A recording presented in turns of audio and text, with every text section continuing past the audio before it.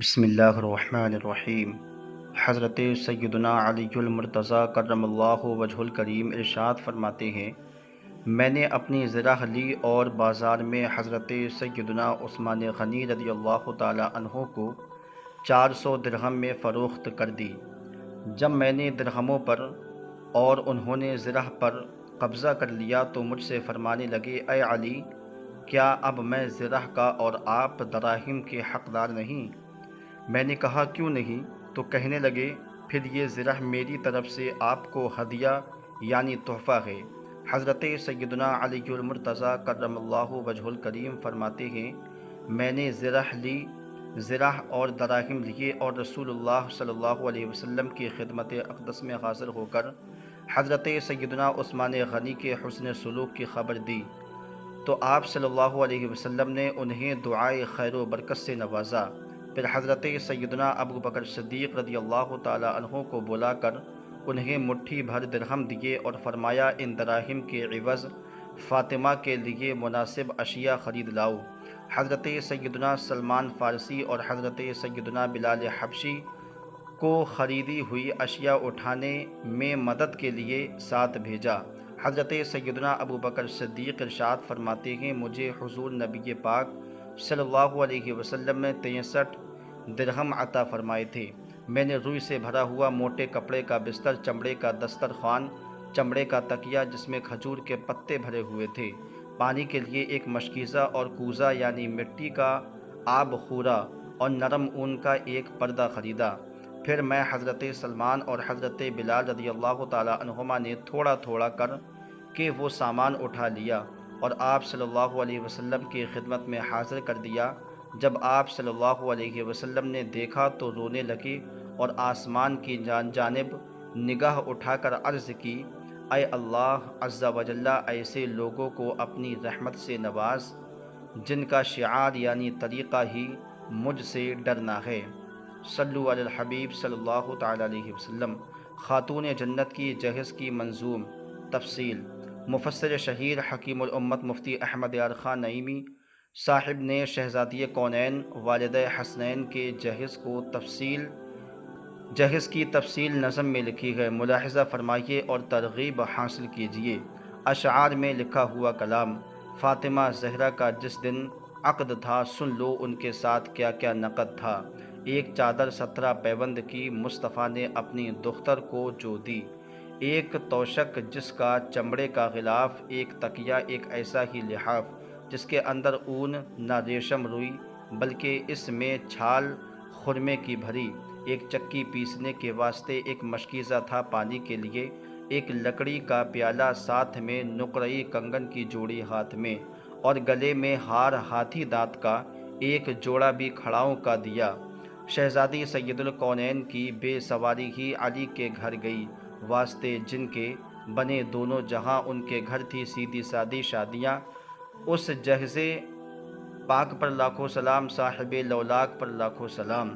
حضرت سیدنا علی المرتضیٰ کرم اللہ وجہ الکریم ارشاد فرماتے ہیں، آپ صلی اللہ علیہ وسلم نے بقیہ درہم حضرت سیدتنا ام سلمہ کے حوالے کر دیے اور ارشاد فرمایا، ان دراہم کو اپنے پاس رکھو۔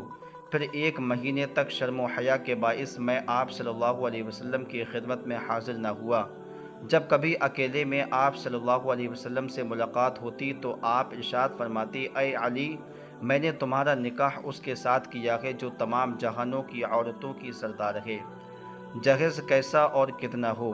پیاری پیاری اسلامی بہنوں، مخدومہ کائنات رضی اللہ تعالی عنہا کا جہیز کس قدر سادہ اور مختصر تھا، اور جو دیا گیا مولا کائنات کی طرف سے اس کا بھی مطالبہ نہ تھا۔ اس میں امت کے لیے درس و رغبت ہے کہ کثیر اور پر تکلف جہیز کا اہتمام ضروری نہیں، اور نہ ہی لڑکے والے اس کا مطالبہ کریں۔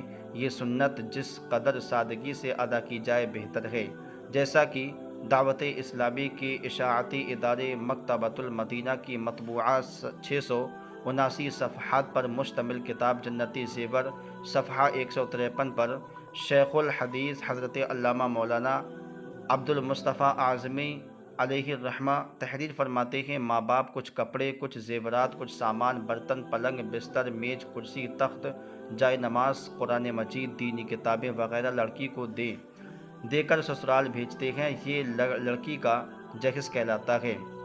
بلا شبہ یہ جائز بلکہ سنت ہے، کیونکہ ہمارے حضور نے بھی اپنی پیاری بیٹی حضرت بی بی فاطمہ کو جہیز میں کچھ سامان دے کر رخصت فرمایا تھا۔ لیکن یاد رکھو کہ جہیز میں سامان کا دینا یہ ماں باپ کی محبت و شفقت کی نشانی ہے اور ان کی خوشی کی بات ہے۔ ماں باپ پر لڑکی کو جہیز دینا یہ فرض واجب نہیں ہے۔ لڑکی اور داماد کے لیے ہرگز جائز نہیں کہ وہ زبردستی ماں باپ کو مجبور کر کے اپنی پسند کا سامان جہیز میں وصول کریں۔ ماں باپ کی حیثیت اس قابل ہو یا نہ ہو، مگر جہیز میں اپنی پسند کی چیزوں کا تقاضا کرنا اور ان کو مجبور کرنا کہ وہ قرض لے کر بیٹی داماد کی خواہش پوری کریں، یہ خلاف شریعت بات ہے۔ بلکہ آج کل تلک جیسی رسم مسلمانوں میں چل پڑی ہے کہ شادی طے کرتے وقت ہی یہ شرط لگا دیتے ہیں کہ جہیز میں فلاں سامان اور اتنی رقم دینی پڑے گی۔ چنانچہ بہت سے غریبوں کی لڑکیاں اسی لیے بیاہی نہیں جا رہی ہیں کہ ان کے ماں باپ لڑکی کے جہیز کی مانگ پوری کرنے کی طاقت نہیں رکھتے۔